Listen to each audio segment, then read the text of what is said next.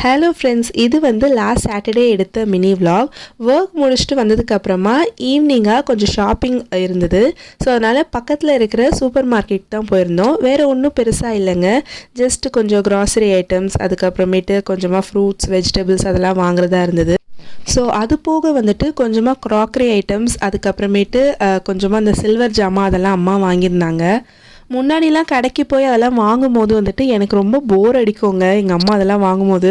ஆனால் இப்போ அவங்களுக்கு முன்னாடி வந்துட்டு இந்த சூப்பர் மார்க்கெட்லேயே இந்த மாதிரி செக்ஷன்ஸ்லாம் பார்க்கும்போது இது நல்லா இருக்கே, அது நல்லா இருக்கேன்னு சொல்லிட்டு நானுமே கொஞ்சம் எடுத்த காலெல்லாம் இருக்குது. ஆனால் இப்போ கொஞ்சம் செல்ஃப் கண்ட்ரோலோடு இருக்கிறேன்.